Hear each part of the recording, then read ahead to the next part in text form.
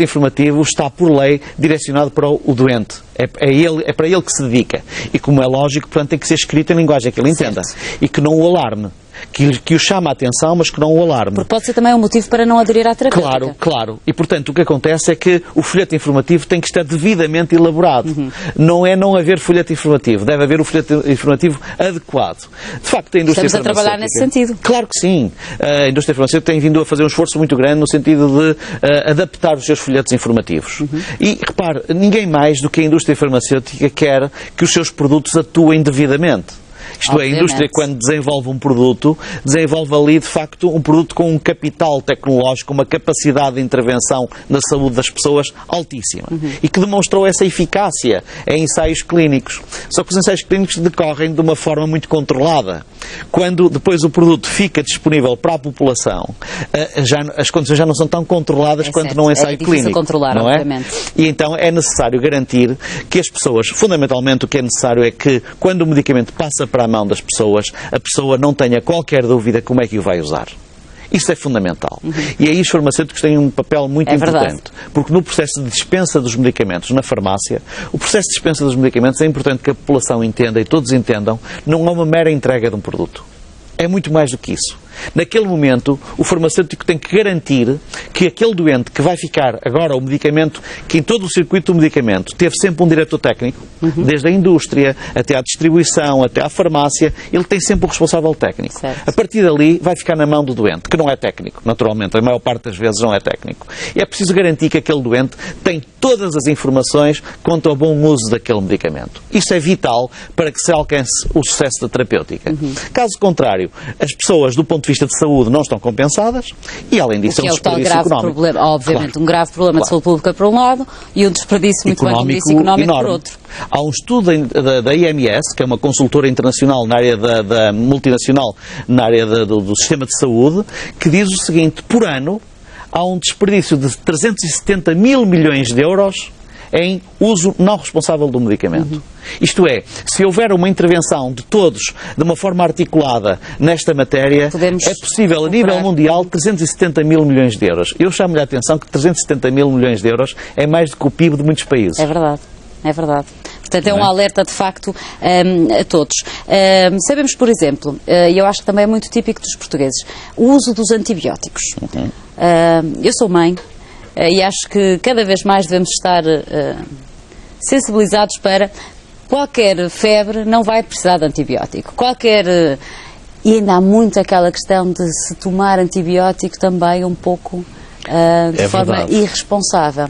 Se nós habituarmos as nossas crianças a tomarem antibióticos desde pequeninos, o que é que pode acontecer, Sr. Professor?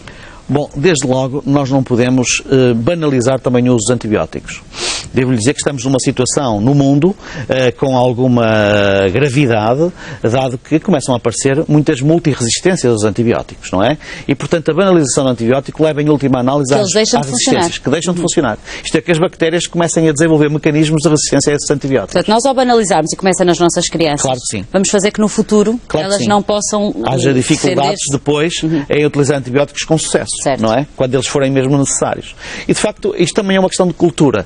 E eu, ultimamente, finalmente, em Portugal, tem havido esta grande mensagem, que é uma mensagem que também é transversal, passa para a população, de forma que também não haja pressão dos seus médicos. Muitas vezes os pediatras são muito pressionados por parte das mães, por parte das famílias. Porque querem a todo custo. E muitas vezes os médicos de família também são pressionados pelas pessoas porque acham que, se de facto não lhe receitarem um antibiótico, o médico não está a ser bom. Não é o caso. Antes, pelo contrário. E, de facto, acho que deve ser deixada toda a liberdade ao médico para poder prescrever ou não prescrever o antibiótico.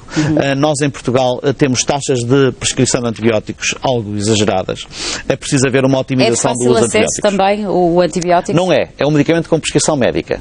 Mas os níveis de prescrição de antibióticos são altos. Isso é reconhecido por todos. E, de facto, há aqui um caminho a percorrer junto da população, junto de todos, no sentido de se usarem menos antibióticos e se guardarem mais os antibióticos para situações em que eles são mesmo necessários. De facto, é uma das áreas. E as tomas do antibiótico também são muito importantes. E depois é importante que ele, isso é como todos os medicamentos. Isso é como todos os medicamentos. Devem-se tomar todos os medicamentos devem ser tomados de uma forma rigorosa, de acordo com a posologia estabelecida e regulando ou não regulando com as refeições, porque depende do medicamento em causa. Esse tipo de informações são informações que o farmacêutico, no momento da dispensa, tem obrigação de esclarecer devidamente. O farmacêutico não pode deixar ir a pessoa embora da sua farmácia com o medicamento na mão, sem ter garantias de que a pessoa vai usar devidamente aquele medicamento e que vai aderir à terapêutica. Isto é, designadamente, quando está a tomar antibióticos, ele tem que garantir que a pessoa, depois de se sentir melhor, vai continuar antibiótico até ao fim. É verdade. Muitas vezes descontinuam, muitas vezes param. Já estou bem. Exatamente. E deixam a caixa. Isso é péssimo. Que o antibiótico tem que ser tomado. Um dos grandes problemas, como viu na peça, é precisamente o problema da adesão à terapêutica. A adesão à terapêutica é uma matéria enorme, em que há muito para fazer. E os farmacêuticos, os outros profissionais de saúde, têm aqui uma função muito grande junto da população, no sentido de fazer pedagogia sobre a importância da adesão à terapêutica. E depois repartem aqueles de nós, normalmente os mais velhos, os idosos, ou que têm multipatologias e que são polimedicados. O que também pode representar aqui algum risco. Claro que porque quando há polimedicação, em idades mais avançadas, a gestão pode não ser fácil, Sr. Professor. Claro que sim. Acontece muitos erros de medicação nos idosos, que eles próprios têm que gerir a sua terapêutica em casa. O que não é, e muitas vezes vivem sós. Não é? E, portanto, não têm pessoas de família que os ajudem nisto. Eu penso que Portugal deveria dar aqui um passo em frente maior nesta matéria. As farmácias e os farmacêuticos que aí trabalham deveriam poder deslocar-se da sua farmácia à casa das pessoas, apoiar as pessoas na sua gestão da terapêutica.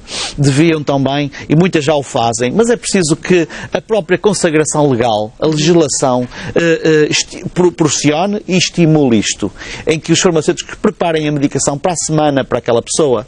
O idoso pode ter a medicação toda preparada para o pequeno almoço, para o almoço, para o lanche, se for o caso, para o deitar, para o jantar, pela farmácia. E ele pode ir todas as semanas à farmácia e levantar a medicação já organizadinha para a semana seguinte. Facilitaria, obviamente. Com certeza que sim.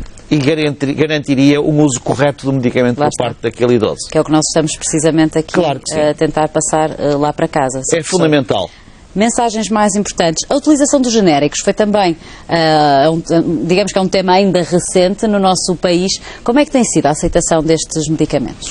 Olha, é um tema recente no nosso país porque durante mais de 20 anos perdemos-nos com discussões estéreis e pueris. Porque, na verdade, são medicamentos que os países mais ricos da Europa e os Estados Unidos já os usam há muitos anos. É verdade. Porque não se perderam com discussões sobre qualidade, porque a qualidade dos medicamentos genéricos, obviamente, tem que ser a qualidade dos outros medicamentos. Tem que estar igualmente, obviamente. Não há regras específicas para genéricos, regras são para os medicamentos em geral. Portanto, o medicamento de marca e medicamentos genéricos está sob o mesmo tipo de regulamentação. E, portanto, essas questões estão ultrapassadas. Portugal tem vindo a percorrer um bom caminho na área dos medicamentos genéricos. Finalmente, nos últimos 2 anos, nós passamos a ter já taxas de penetração dos medicamentos genéricos na população. Acha que a crise também veio ajudar, porque veio, com certeza. Estes medicamentos são mais económicos? Veio com certeza e, fundamentalmente, tivemos aqui um grande contributo que foi memorando com a Troika. Isto é, nós enquanto vivemos de uma forma artificial, nós tínhamos aqui taxas de penetração de medicamentos genéricos muito baixas e tínhamos taxas de penetração de medicamentos genéricos altíssimas na Dinamarca.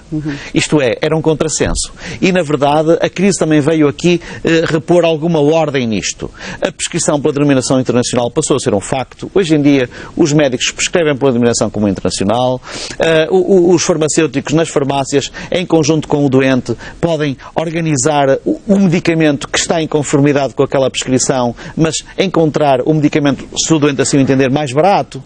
E, portanto, nós demos um passo muito significativo na área dos medicamentos genéricos. Temos, claro, um longo caminho que continuar a percorrer, porque começamos há pouco tempo, não é?